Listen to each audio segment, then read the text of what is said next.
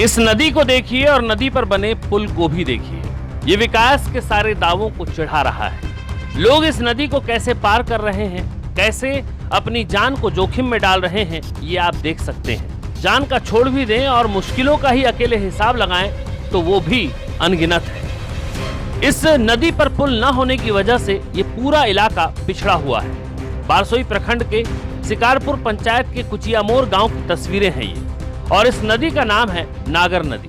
बंगाल की सीमा पर बसा होने के कारण ये गांव विकास की सारी संभावनाओं से अलग थलग पड़ा हुआ है। बाढ़ के वक्त तो तस्वीरें और भी भयानक हो जाती हैं। लोगों को नाव के सहारे इस नदी को पार करना होता है, जिसमें नाव पलटने और जान जाने का जोखिम हर वक्त बना रहता है।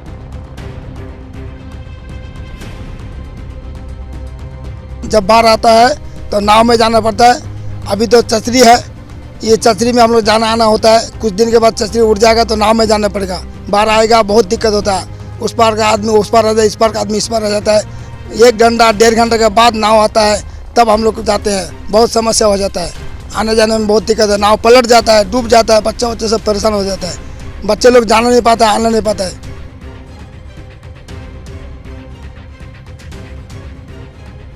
ग्रामीणों का कहना है कि उनके गांव कुचियामोर में अभी तक सरकार की कोई भी योजना नहीं पहुंची है, और उसकी वजह बन रहा है इस नदी पर बनाया जाने वाला पुल।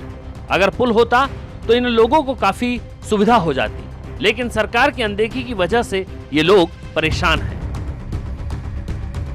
चचरी बहुत शुरू से है, जब से हम लोग जन्म स्थान से उससे पहले से यहाँ चचरी है।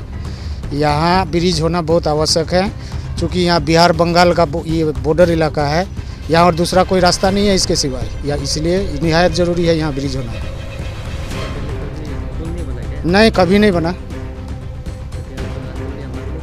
अरे किए, बहुत से किए, लेकिन कोई ध्यान नहीं दिया इसमें। बाढ़ के समय में आदमी को जीना मुश्किल हो जाता है। आने जाने में नाव पलट गया, फिर भी सरकार कुछ नहीं सुना। यहाँ के मंत्री रह चुके गोस्वामी जी, वो भी कुछ नहीं कर सके। आए और कहे ठीक है हम बना देंगे पुल, फिर जीत कर जो जाते फिर दोबारा जनता से दर्शन करने नहीं आते हैं। उनको सिर्फ वोट चाहिए, और वो भी सोचते हैं कि बिहार बंगाल का बॉर्डर है तो ये सरकार सुने, ये सरकार सुने। इसलिए मेरी आवाज़ जाना चाहिए वहाँ केंद्र सरकार तक कि यहाँ जनता को देखे कि बाढ़ में कितनी परेशानी होती है। टाट के पुल पर रेंग रहा विकास सरकार की नजर में क्यों नहीं, ये बड़ा सवाल है। आखिर सरकार ने इन लोगों को अपने हाल पर क्यों छोड़ रखा है?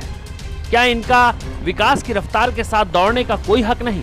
क्या इन लोगों को अपनी रोजी रोटी के साधनों को बढ़ाने और बड़ा करने का कोई हक नहीं? टाइम्स न्यूज इस खबर के माध्यम से सरकार का ध्यान इस तरफ आकर्षित करने का प्रयास कर रहा है और अपील कर रहा है कि सरकार जल्द ही इन लोगों की मुश्किलों का हल निकाले।